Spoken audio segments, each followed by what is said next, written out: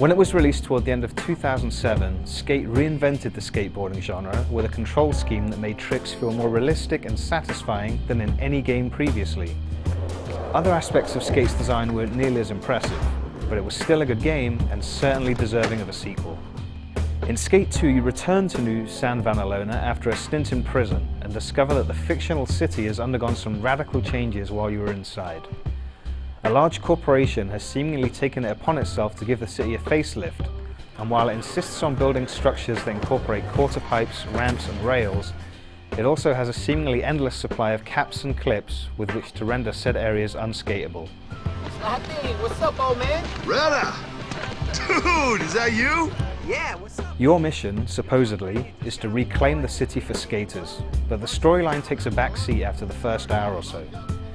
You spend most of your time entering competitions, doing photo shoots for magazines, cutting your own videos to share online, attracting sponsors, and basically just being the best skater you can be.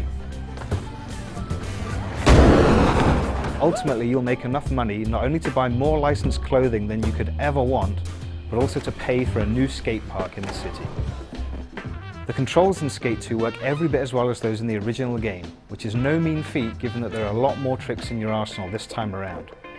The left stick controls your body, the right stick controls your board, and the buttons are used for grab modifiers and the like.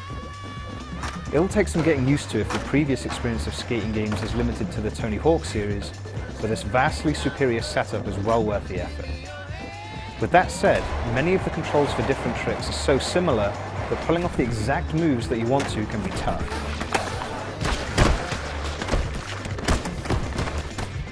There are only a handful of challenges and events that require you to perform moves that specifically, but they're almost always the most difficult, simply because the analog sticks don't always feel precise enough. Your progress through Skate 2 is anything but linear, and at any one time you can expect to have at least half a dozen different challenges available to you. These include death-defying downhill races, trick competitions, challenges set by other pro skaters, and some more imaginative stuff, like draining swimming pools for use as bowls. You can instantly warp to the locations of most of these challenges if you're in a hurry to unlock new pro skaters and gear. But there's a lot of fun to be had exploring the city if you take the time to do so. You'll find plenty of new spots to skate, and since it's now possible to get off your board and walk around, you can reach areas that would otherwise be inaccessible.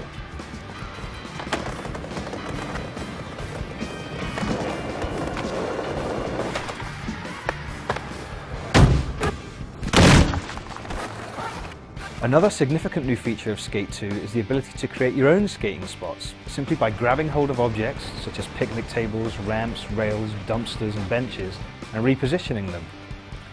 It's surprisingly easy to do, but since these items have all been made light enough for a single character to move around, they're also light enough to get moved when skaters bump into them.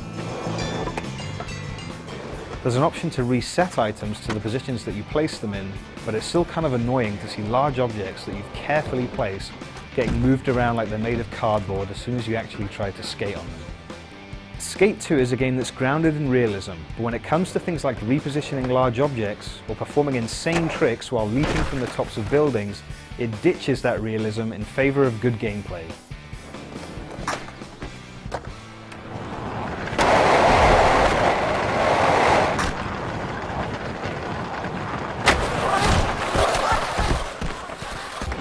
Sometimes, though, realism can still get in the way of you having a good time.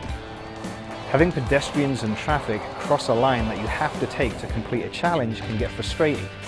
And when those pedestrians start dropping physics-enabled litter, things can get so bad that you have to resort to using a quarter pipe to sweep apples, bottles and handbags out of the way.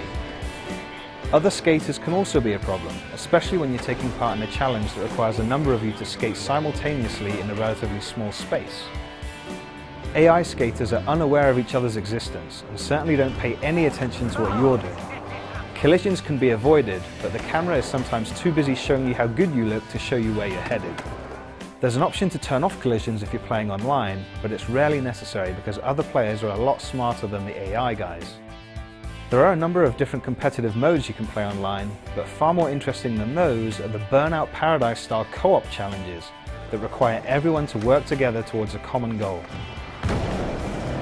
These challenges can include everything from attaining a combined high score to having 6 players grind on a rail simultaneously.